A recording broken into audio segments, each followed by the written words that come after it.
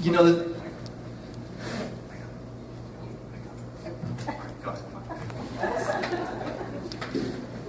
like we've never. Anyway, no, I think yeah, I'm going to let Mike talk a little bit about Phil, but I do want to say a couple things about Phil myself.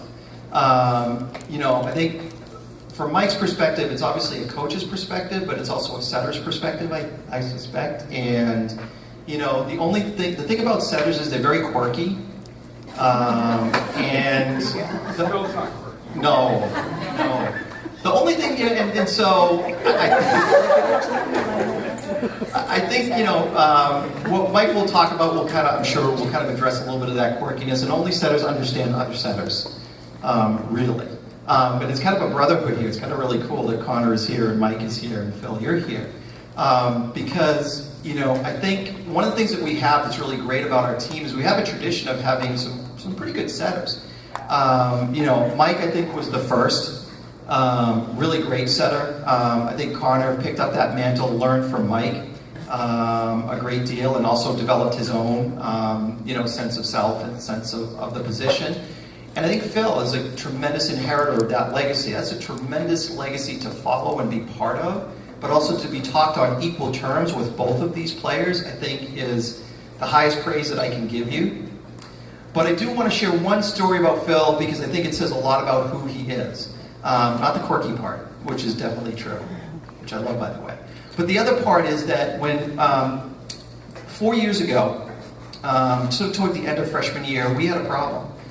We didn't have a setter, and we needed to build a setter. And so, you know, Mike and I talked about it a lot, and we had a couple of kids that we were looking at, and Phil was one of them.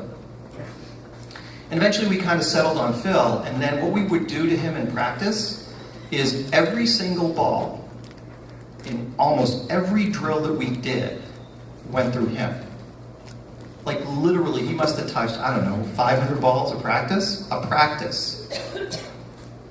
And, you know, he just kind of dove in. It was not, listen, I kind of felt bad because we really pushed him because we needed him to get good. You don't succeed without a good setter.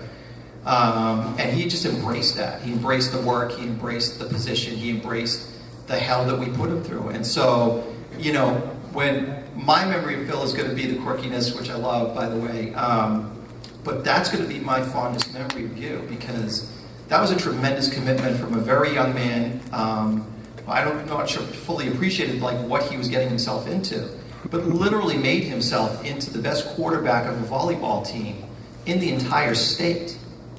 You know, arguably, he's another second-team All-Stater who deserves, as far as I'm concerned, you know, to be first team, if not player of the year.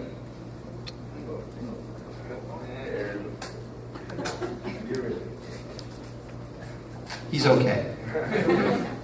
So, I'm going to turn it over to Mike.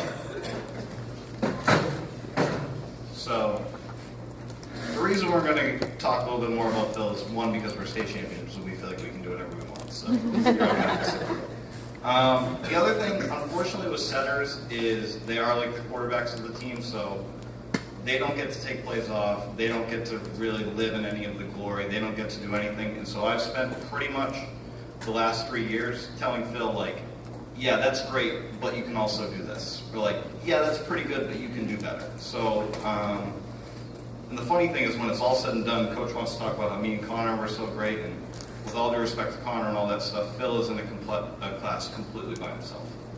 I have never seen a high school setter do what he does, and like, to be honest, it's partially how hard we've driven him, but we have never seen a kid come in, embrace a role like that, take it seriously, and really drive themselves to be that great. And I really mean it when I say that he is the best one to ever put on the uniform. He should have been MVP this year. He is probably, when it's all said and done, the best player we've ever seen walk through this gym. And it was so challenging to not be telling him that the whole time he was doing it, and be like, you're so great, like you're doing awesome, but you need to keep telling him, like, well, you're doing great, but you also got to do this, and you also got to do this. And you could see the frustration on his face because he just wanted us to tell him that it was good enough, and we just couldn't do it. And it was so hard to do, but honestly, I could not be more proud of this kid. I rode his back for 3 years.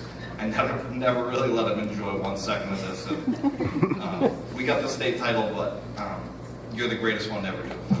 Come on, community.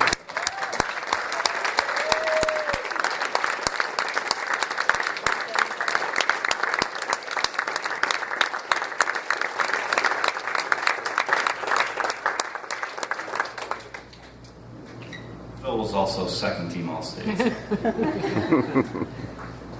Again.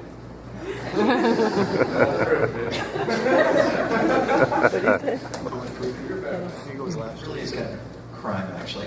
Oh, by the way, for the All-State winners, T-shirts up here are for you guys.